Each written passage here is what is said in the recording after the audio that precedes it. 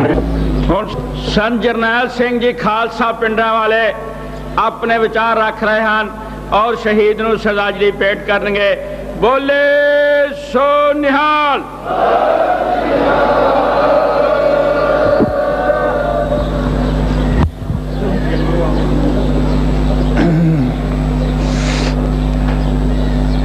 सतगुरु गरीब नवाज सच्चे पातशाह जी की साजी नवाजी गुरु रूप गुरु खालसा साध संगत जीओ सब संगत गज के बुलाओ। वाहिगुरु जी का खालसा गुरु प्यारे खालसा जी, अज आप शहीद भाई हरदेव सिंह जी की पवित्र याद में एकत्र होए हाँ। ये शहादत जिस तरीके दे नाल सड़क उपर जांदियां होया पुलिस ने सिख संगतां दे मन च दहशत बिठाउण वास्ते ਅਤੇ इस दमदमी टकसाल नूं जिस नूं पिंडरां वाली टकसाल कहा जाता है खत्म करन दी घाट घड़ के इहियां कीता है। मैं समझदा हाँ कि इदों वड्डी कोई बुजदली नहीं हो सकती ते इदों वड्डा सरकार नूं कोई भुलेखा भी नहीं हो सकता।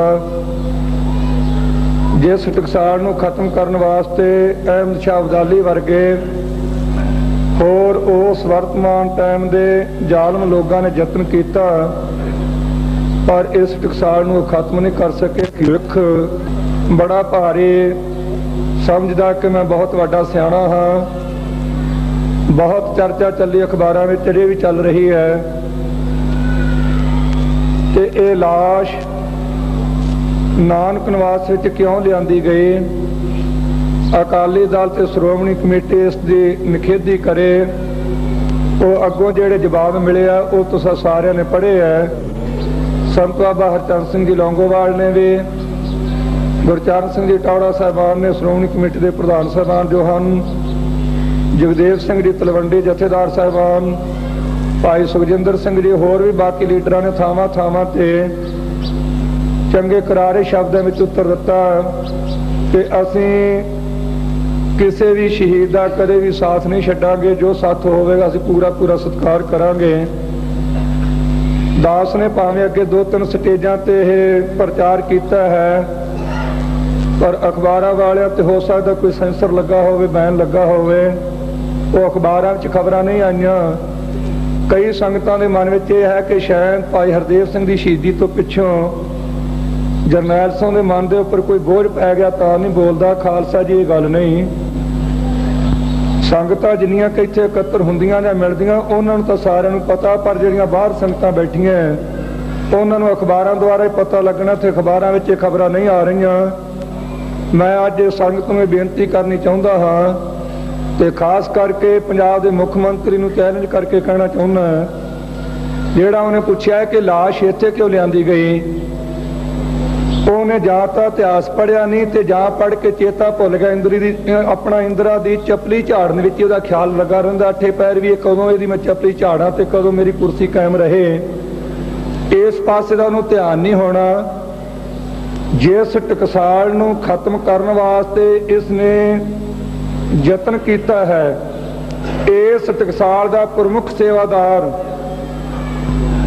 बाबा दीप सिंह जी शहीद महापुरख ब्रह्म ज्ञानी कलगीधर दशमेश पिता जी तो जिन्हों ने अर्थ सुने अते अपने हथी सतगुरु ग्रंथ साहिब जी के स्वरूप दमदमा साहब साबो की तलवंडी गुरु की कांसी विखे बैठ के लिखे। 80 साल की उम्र च सुनेहा मिलिया है कि बाबा जी हरमंदर साहब की बेअदबी हो रही है, बर्दाश्त नहीं किया, अरदास करके तुर पे हैं। तरन तारण साहब के लागे आके लकीर खिंच दी कि भाई जिसनों अपने परिवार का मोह है, जिसनों शरीरक तौर पर जिउण का शौक है, जिसनों पदार्थों की प्रवृत्ति का चाह है, वो वापस चले जावो। जिसनों शहादत चाव चढ़िया होया ते धर्म नाल प्यार है ते हरमंदर साहब की पवित्रता कायम रखने का इच्छुक है, वो लकीर तो गाह आ जावो। बाबा जी दे ये बचन कहण तो जिन्हां दे मन विच कायरता सी वो पिछे मुड़े, जिन्हां दे मन च दृढ़ता सी वो अगे लंघे।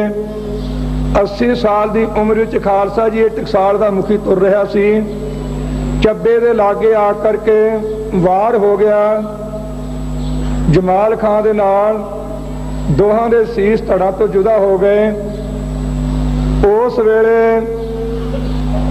गुरमुखां वल्लों बेनती हुई बाबा नत्था सिंह जी वल्लों कि बाबा जी तुहाडा बचन सी कि असीं गुरु रामदास साहब के चरणों में जाके अपना सीस भेटा करांगे। भावें इत्थे कावरस द्वारा इहदा प्रकरण होर तरीके नाल भी बनाया जाता है कि होनी दा ते बाबा दीप सिंह का मुकाबला होया। होनी ने चैलेंज किया कि मैं तुहाडा बचन नहीं पूरा होण देवांगी। सीस कट्टण तो पिछों ताना मारिया कि बाबा जी तुसीं कहंदे सी असीं अपना बचन पूरा करांगे। मैं तुहानूं कहा सी मैं कदे अज तक किसी दा परण पूरा नहीं होण दित्ता, हुण तुसीं दसो। उस वेले बाबा दीप सिंह जी ने जवाब दिता कि मेरा की बिगड़िया। रख के खालसा जी 18 सेर का खंडा हाथ च पकड़ के जालमां नूं चंगी तरह लोहे दे चने चबाए ते इस टकसाल दे प्रमुख सेवादार बाबा दीप सिंह जी शहीद दा शरीर इह परकरमिਆਂ विच गया सी। इस परकरमिਆਂ विचों शरीर का इशनान करवा के फिर जाके बाहर चाटीवन जो जगह बनी बाबा जी की याद विच उत्थे संस्कार किया गया। उस तो पिछों अपनी इस जिंदगी के दौर विच बेअंत जुम्मेवार सज्जणा ने जो अकाली दल विच रह के कौम की सेवा करते रहे, उन्होंने शरीर शांत होए। सारे दियां लाशां इत्थे आईयां। संत बाबा फतेह सिंह जी की लाश भी इत्थे आई, फेरू मान की लाश भी इत्थे आई। सो 78 दे सिंह जिहड़े शहीद होए सी बाहर नरक धारियां दे नाल शांतमई ढंग च रहिंदे होया, उन्हां दियां लाशां इत्थे आईयां। जथेदार मोहन सिंह जी तुर स्वर्गवासी PGI हस्पताल विच उन्हां दा अंतिम समा होया, उन्हां दी लाश इत्थे आई। संत बाबा गुरबचन सिंह जी खालसा पिंडरां वाले जो 10 तो तीजे थां पहलां सन, उन्होंने गमन महते किया सचखंड गमन। उन्हों की लाश इत्थे लिया के इशनान करवा के पिंडरी लगे तो उतों कीरतपुर साहब जाके संस्कार किया। ते जे भाई हरदेव सिंह की लाश इत्थे आ गई, इहदे नाल पवित्रता किवें भंग हो गई। इस स्थान ते शहीदां दीयां लाशां आउंदियां, कुर्बानी करन वालियां दीयां लाशां आउंदियां, पर जे कुर्बानी करन वालियां दा कोई खून पी के ते अपने आप नूं बादशाह कहाउण दा हक रखदा ते जां कहलाउणा चाहुंदा है, ओहदी लाश हरमंदर साहिब वाले स्थान चों वढ के ते बुढ़े चौड़े जाके खुदो खुंडी भी खेडिया गया। पवित्र खून वालियां दीयां लाशां इत्थे आउंदियां ते अपवित्र खून वालियां दीयां लाशां नूं इत्थों शरीरां नूं लाश बना के ते बाहर लिजाया जांदा है। ये कहंदा जी कि इत्थे आ गए। हरमंदर साहिब दी परकरमिਆਂ दी जो फर्श है, एक एक सिर दे थले खालसा जी 100 शहीद सिंह दा सिर लगा, एक एक सिर दे थले, एक एक इट दे थले। इन्ना भारी खून डुलिया इस पवित्रता नूं कायम रखण वास्ते। ते ये उठ के चपलियां झाड़दा बीबी दियां कहंदा जी कि पवित्रता भंग कर दित्ती, मैनूं किते लौंगोवाल साहिब कर देण, मैं अद्धे घंटे च भिंडरां वाले नूं उत्थों कढ लवांगा। अकाल तख्त साहब ते मैं परसों बेनती की सी, अज भी कहना चाहुंदा हां, खालसा जी हुकूमत दे नशे च बंदा बहुत कुछ करदा है। संत बाबा करतार सिंह जी खालसा कहा करदे सी, कहंदे भाई राजनीतिक ने तो वोटां लैणीआं उन्हां दे बापू नूं खोता कहंदे, जे कुर्सी ते बैठ जाण ते खोते अपने बापू नूं खोता कहण लग पैंदे आ ते खोते नूं बापू कहण लग पैंदे आ। ਇਹ ਹਾਲਤ ਇਹਦੀ ਹੈ। ਇਹਨੂੰ ਕਹੋ ਕਿ ਮੁੱਖ ਮੰਤਰੀ ਦਾ ਅਹੁਦਾ ਛੱਡ ਕੇ ਤੂੰ ਤਾਂ ਕਹਿੰਦਾ ਨਾ ਮੈਂ ਨਾਨਕ ਨਿਵਾਸ ਚੋਂ ਕੱਢ ਕੇ ਲੈ ਜੂ, ਤੂੰ ਮੁੱਖ ਮੰਤਰੀ ਦੇ ਅਹੁਦੇ ਤੋਂ ਅਸਤੀਫਾ ਦੇ ਦੇ ਇੱਕ ਵਾਰ, ਤੇ ਜਿੱਥੇ ਕਹੇਗਾ ਸੜਕ ਤੇ ਮੈਂ ਬਾਹਰ ਆ ਜਾਊਂਗਾ ਤੇ ਨਾਲ ਫੜ ਕੇ ਲੈ ਜਾਂਦੇ ਨੂੰ। ਮੈਨੂੰ ਪਤਾ ਤਾਂ ਲੱਗੂ ਥੋੜਾ ਘਣਾ। ਪੁੱਤ ਮਾਵਾਂ ਦੇ ਮਰਵਾਈ ਜਾਣਾ, ਬੈਠਾ ਉੱਥੇ ਚੰਡੀਗੜ੍ਹ 'ਚ ਬੋਰੀਆਂ ਲਾਈਆਂ ਹੋਈਆਂ, ਛਾਤੀ ਧੜਕ ਵੱਜਦੀ ਹੈ, ਕਿਤੇ ਨਿਕਲੇਗਾ ਬਾਹਰ ਤੇ ਤੈਨੂੰ ਪਤਾ ਲੱਗਣਾ ਵੀ ਖਾਲਸੇ ਨਾਲ ਹੱਥ ਜੁੜਦੇ ਕਿਵੇਂ ਹੈ। ਸੋ ਮੈਂ ਬੇਨਤੀ ਕਰਾਂਗਾ ਸਾਰੀ ਕੌਮ ਨੂੰ ਕਿ ਖਾਲਸਾ ਜੀ ਆਪਾਂ ਨੂੰ ਡਿਕਟੇਟਰ ਸਾਹਿਬ ਦਾ ਹੁਕਮ ਹੈ ਸ਼ਾਂਤੀ ਰੱਖਣੀ ਹੈ ਤੇ ਸ਼ਾਂਤੀ ਚਾਹੀਦੀ ਵੀ ਹੈ, ਪਰ ਇੱਕ ਬੇਨਤੀ ਜ਼ਰੂਰ ਕਰਾਂਗਾ, ਸ਼ਾਂਤੀ ਇਹੋ ਜਿਹੀ ਨਹੀਂ ਚਾਹੀਦੀ ਕਿ ਬਰਬਾਦੀ ਹੋ ਜਾਵੇ ਸਿੱਖ ਕੌਮ ਦੀ ਤੇ ਇੱਕ ਮਾਮੂਲੀ ਬੰਦਾ ਸਿੱਖਾਂ ਤੇ ਫਿਰ ਸ਼ਾਂਤੀ ਰੱਖਣੀ ਹੈ। ਇਹੋ ਜਿਹੀ ਸ਼ਾਂਤੀ ਦਾ ਮੈਂ ਹਾਮੀ ਨਹੀਂ।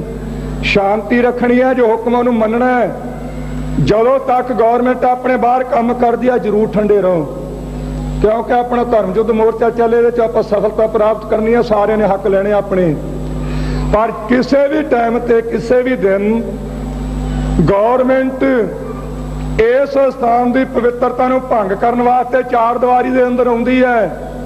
मैं पुरजोर अपील करांगा सारी सिख संगत नूं, जिन्नी पिंडां शहरां विच सारे देश च वसदे हो, जिद्दे तुहानूं पता लग जाए कि चार दीवारी के अंदर आके इन्होंने हमला किया है, तुहाडी जिम्मेवारी बनती हर एक थां ते बैठे जो गुरु के निंदक है ते सिख कौम के उल्टा उन्होंने सोध देना चाहिए, वो ढिल नहीं होनी चाहिए तुहाडे वल्लों।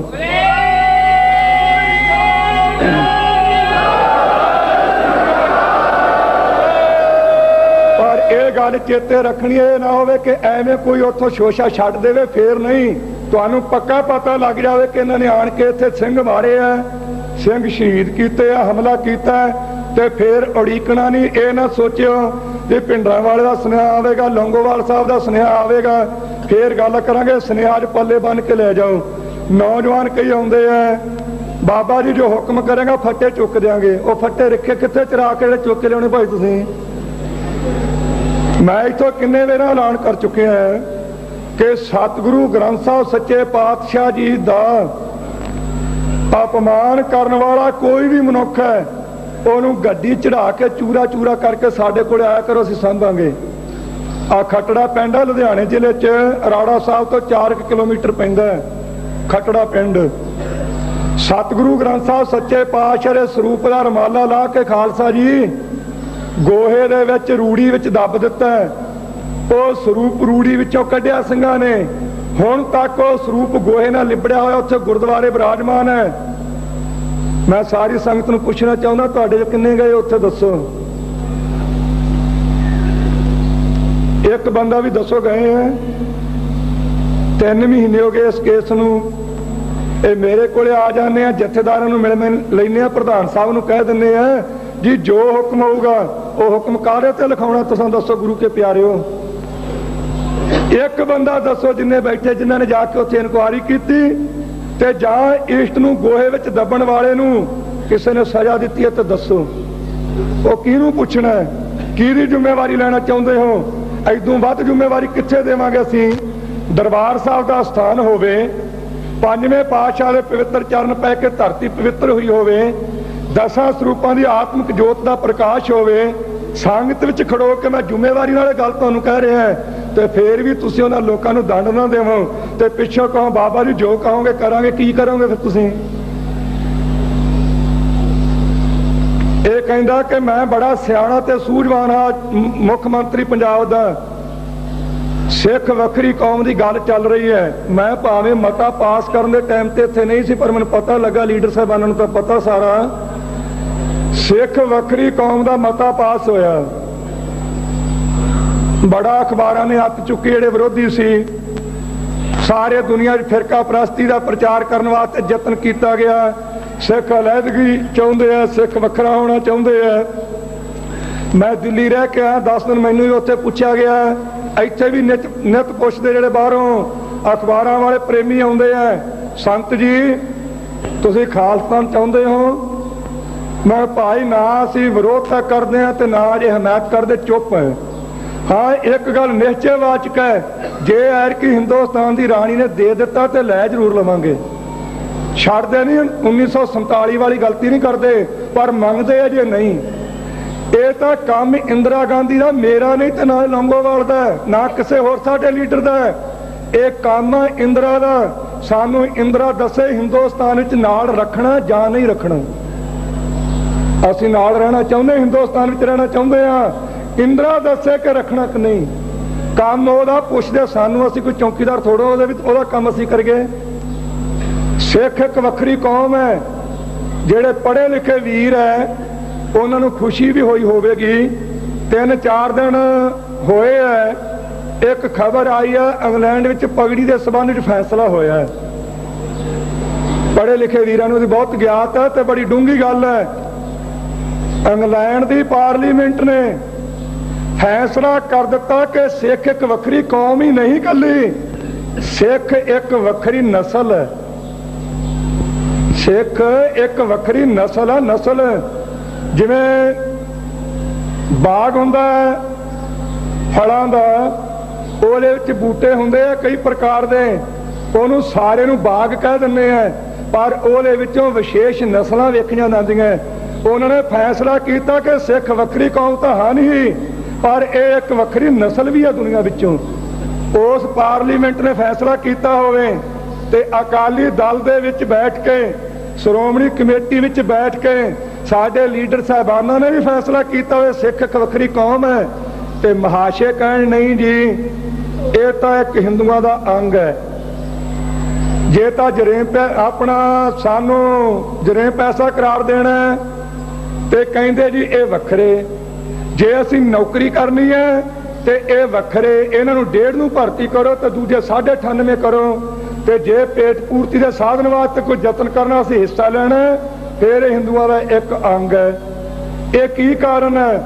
ਅੱਗੇ ਵੀ ਇੱਕ ਦਿਨ ਦਾਸ ਨੇ ਬਿਆਨ ਦਿੱਤਾ ਸੀ, ਜੇ ਸਿੱਖ ਹਿੰਦੂਆਂ ਦਾ ਇੱਕ ਅੰਗ ਹਨ ਤੇ ਵੱਖਰੇ ਨਹੀਂ, ਤੇ ਫਿਰ ਅਖਬਾਰਾਂ ਵਿੱਚ ਤੇ ਪਾਰਲੀਮੈਂਟ ਵਿੱਚ ਤੇ ਅਸੈਂਬਲੀ ਵਿੱਚ ਇਹ ਕਹਿਣਾ ਸ਼ੁਰੂ ਕਰੋ ਕਿ ਹਿੰਦੂ ਅੱਤਵਾਦੀ ਹੈ, ਤੇ ਜੇ ਸਿੱਖ ਅੱਤਵਾਦੀ ਹੈ ਤੇ ਫਿਰ ਮੰਨੋ ਕਿ ਸਿੱਖ ਵੱਖਰੀ ਕੌਮ ਹੈ।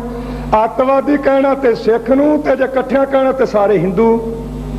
ਇਹਦਾ ਜਵਾਬ ਦੇਵੇ ਗੌਰਮੈਂਟ। ਉੱਥੇ ਬੈਠੇ ਪਾਰਲੀਮੈਂਟ 'ਚ ਮਤੇ ਪਾਸ ਕਰੀ ਜਾਂਦੇ ਆ। ਮੈਨੂੰ ਪਤਾ ਲੱਗਾ, ਮੈਂ ਖਬਰ ਆਪ ਤਾਂ ਪੜ੍ਹੀ ਨਹੀਂ, ਕਦੇ ਗਲਤ ਵੀ ਨਾ ਹੋਵੇ, ਮਾਰ ਦੀ ਹਜ਼ੂਰੀ 'ਚ ਖੜਾ ਸੁਣਿਆ ਮੈਂ ਕਿਸੇ ਸਿੰਘ ਤੋਂ, ਆ ਵੀਰ ਦਵਿੰਦਰ ਸਿੰਘ ਕੋਈ ਪ੍ਰੇਮੀ ਮੈਂ ਤਾਂ ਵੇਖਿਆ ਨਹੀਂ ਅੱਜ ਤੱਕ, ਉਹਨੇ ਲਿਖਿਆ ਹੈ ਕਿ ਮੈਂ ਆਪਣੇ ਪਰਿਵਾਰ ਨੂੰ, ਆਪਣੀ ਮਾਤਾ ਨੂੰ, ਬੱਚਿਆਂ ਨੂੰ ਮੈਂ ਆਪ ਭਿੰਡਰਾਂ ਵਾਲੇ ਕੋਲੇ ਜਾਵਾਂਗਾ, ਉਹਨੂੰ ਕਹਾਂਗਾ ਮੇਰਾ ਸਾਰਾ ਪਰਿਵਾਰ ਮਾਰ ਦੇ, ਜੇ ਤੂੰ ਖੂਨ ਦਾ ਪਿਆਸਾ ਤੇ ਇਹਦੇ ਨਾਲ ਰੱਜ ਲੈ। ਕਹਿ ਤਾਂ ਦਿੱਤਾ, ਫਿਰ ਆ ਜਾਂਦਾ। ਤੈਨੂੰ ਮੋੜਿਆ ਕਿਹਨੇ ਹੈ?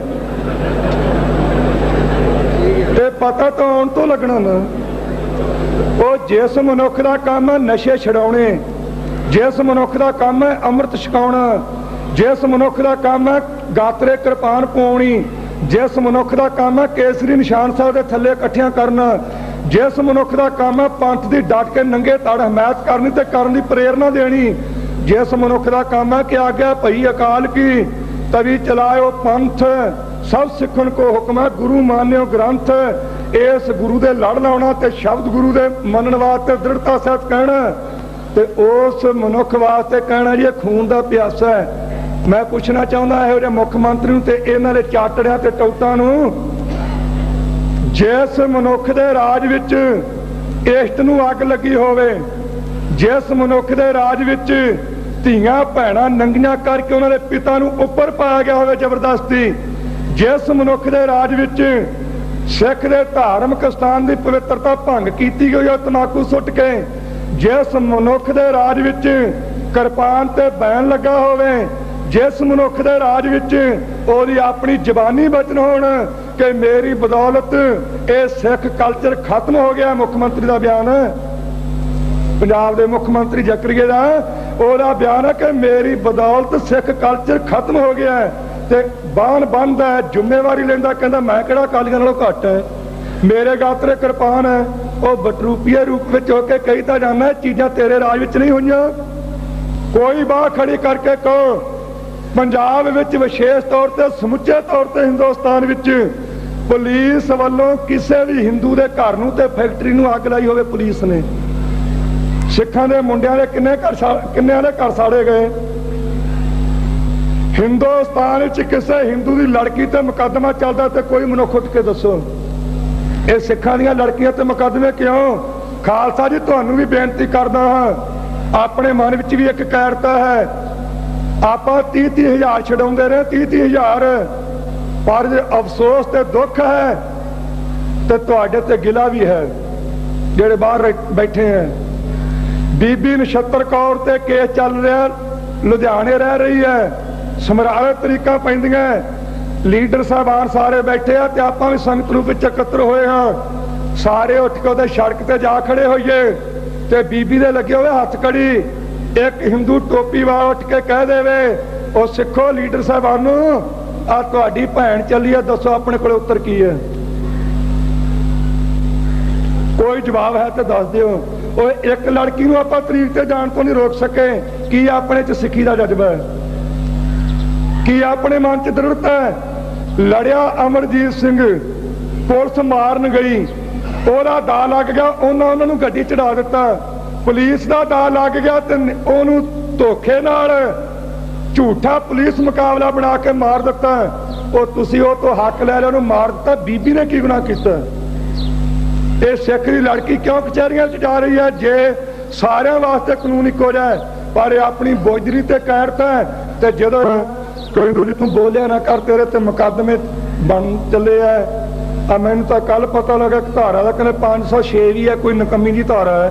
वो जो बनाना सी कोई चज का ही बना, मेरे तो छोटा जिहा काहदा केस सी। साडे तो इष्ट ने फैसला कर दिता है, जदों जन्म लैके आए हैं हर एक मनुख ते केस बनिया। मरण लिखाए मंडल में आए, उथे मरना लिखा के फिर मातलोक विच आए हैं। केस तो उत्थे बने हैं, कदे इस पासे ध्यान दिता भी इहनूं किवें नजिठना है। आ छोटे छोटे केस बना दिते। जे तो मैं कह दिता भी शहीदां दा हक लेना, इष्ट की बेअदबी का हक लेना, धियां भैणां दी इज्जत लुट्टी का हक लेना, सिखां नूं एक थां इकट्ठियां करना, सारिਆਂ दे नशे छड़ाउणे है। इस वास्ते कौम तैयार पर तैयार रहे। ते जे साडे ते हमले बंद ना कीते, असीं गिण गिण के अपना बदला लवांगे। ये मैं वचन कह दिते। ते कहंदे जी गर्म प्रचार कीता है, ते जे पंजाब दा मुख मंत्री कहंदा है कुचल देंगे, दरड़ देंगे, मल देंगे, उहदे ते कोई केस नहीं। जे केवल कृष्ण कहंदा है ये संप्रदावां सारियां, अज तो 3 महीने पहला अकाली पत्रकार का एक बयान आया सी। आ केवल कृष्ण मैं वेख्या से एक बार उत्थे कीरतपुर साहब, जिवें बकरी ते मींह पै जांदा तो काम दी ना ठक्के ना आए, उदों काम दा सी, हुण बड़ियां गल्लां करदा बाहर।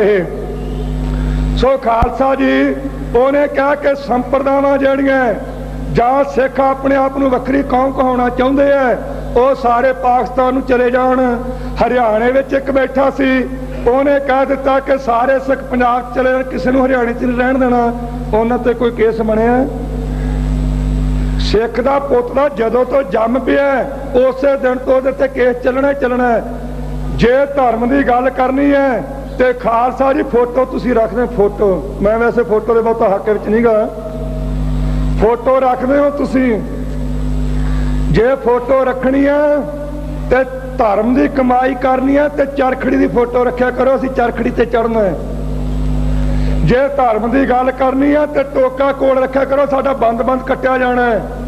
जे सच कहण की जुरत करनी है तो फिर रंबी कोल रखा करो, खोपरी साडी जरूर लथेगी, वो भी गल करन दी नहीं। जे गल करन वाले नूं रोटी खवाउणी, प्रशादा छकाउणा, पानी पियाउणा तां लथणी है। तारू सिंह जी ने कोई वार नहीं सी कीता, कोई हथियार नहीं से रखिया, केवल प्रशादे पा के टोकरे विच गुरु की संगत नूं भुखिਆਂ नूं छकाउंदा सी। ते उहनूं पुछया गया तुसीं प्रशादे छकाए है? कहंदा हाँ जी छकाए है। गां नूं बंद कर दे, नहीं करांगा। फिर खोपरी लथेगी, खोपरी लवा सकदा, बंद नहीं कर सकदा।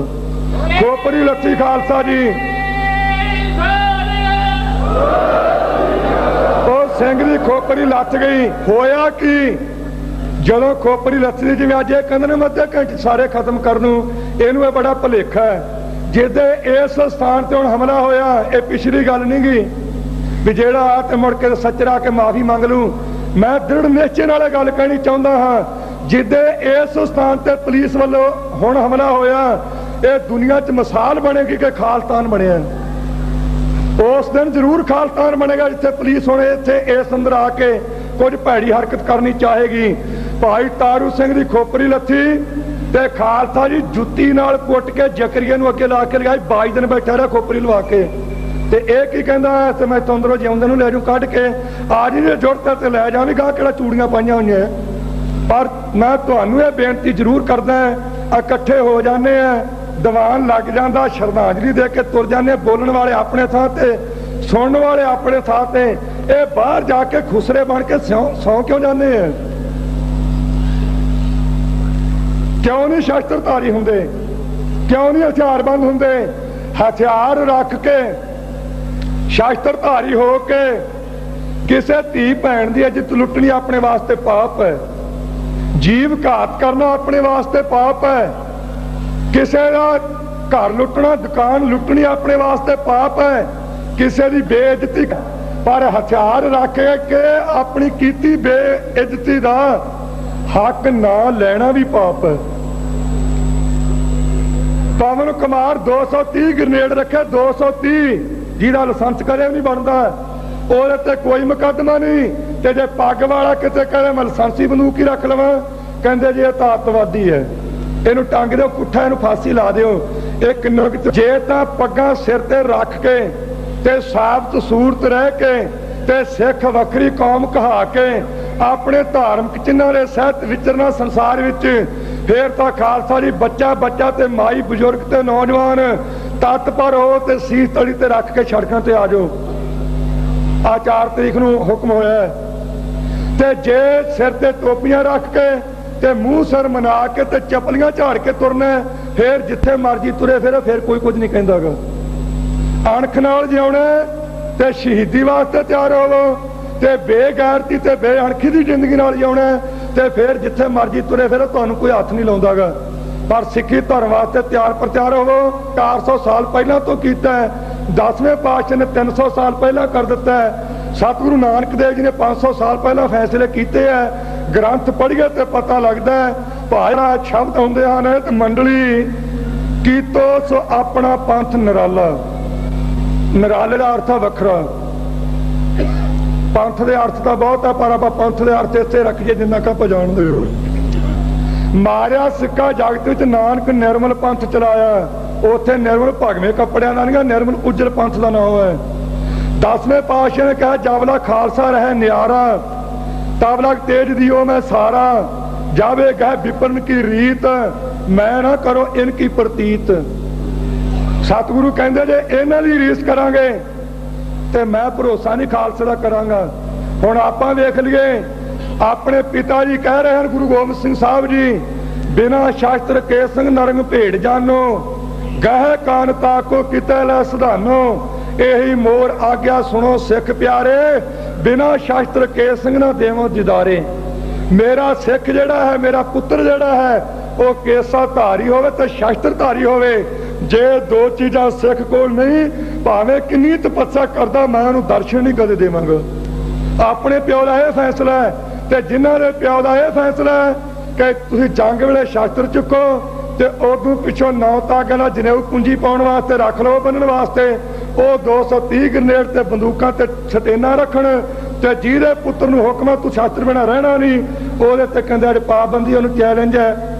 ਹੁਣ ਜਥੇਦਾਰ जी बोलते हटे रमेश बारे, ਉਹ ਕਹਿੰਦਾ ਜੀ 4 ਵਜੇ ਕਿਉਂ ਗਏ? ਲਾਲੇ ਦਾ ਮੁੰਡਾ मैं तो वेख्या नहीं सुनिया अखबारां चों, 4 ਵਜੇ जीप ते क्यों गए? ਹੁਣ ਤਾਂ मैं ਇੱਥੇ बैठा, चलो किसी वेले भी उठ खड़ोवां। आ ਜਦੋਂ मैं बाहर रहा, मैं तो 18 ਦੀਵਾਨ ਲਾਉਣੇ ਪੈਂਦੇ ਸੀ ਤੇ 7 ਰਾਤਾਂ ਤੇ 7 दिन संगत ने 1 मिनट नहीं सौण दिता। ਤੇ ਜੇ ਇਹੋ ਜਿਹੇ ਦੇ ਵਿਧਾਨ ਦੇ ਅਨੁਸਾਰ ਚੱਲਣਾ ਹੋਵੇ ਤੇ ਫਿਰ ਤਾਂ ਰੋਟੀ ਖਾਣੀ ਵੀ ਔਖੀ ਹੋ ਜੂ। ਸਿੱਖ ਦੇ ਪੁੱਤ ਵਾਸਤੇ ਗੁਰਮਰਜ਼ਾਦਾ है कि पैर रात गई तक भजन करना है ते पैर रात रहिंदी तो उठ के फिर सिमरन विच जुड़ना है। सतगुरु दा तां गुरमत दा राह है ते नाले इहो ਜਿਹੇ ਬੰਦਿਆਂ ਨੂੰ ਪੁੱਛਣ ਦੀ ਲੋੜ ਕੀ है। ਉਹ जिन्हां लोगां ਨੂੰ एक वारी नरंगे ने कह दिता कि टोपी ते जनेऊ ला के मंजे ते रख दे, कुट्टिया मारिया कोई नहीं गा, वार नहीं किसी ते कीता, तंग नहीं किसी नूं कीता। इन्नी गल कही कि टोपी ते जनेऊ ला के मेरे मंजे दी पैर ते रख दिओ, ते दिन च टोपियां ते जनेऊ लैके ते जाके कहंदे जनाब किरपा करी सानू बचा ले, टोपी भावें जिहड़ी घरे पई ਉਹ भी लै लै। उन्हां लोकां दा डर कर है, डर तां केवल है ते आपां नूं अपने आप तो है। वो किहड़ा है? ਜਿਹੜੇ नौजवान सिखां दे मुंडे सिੱਖੀ तो पत तो रहे हैं, ਭੈੜੇ पासे तुर रहे हैं, इस चीज़ का डर है। बाकी टोपियां वाले का कोई डर नहीं। निश्चय कर अपनी जीत करो दे राह ते चलो।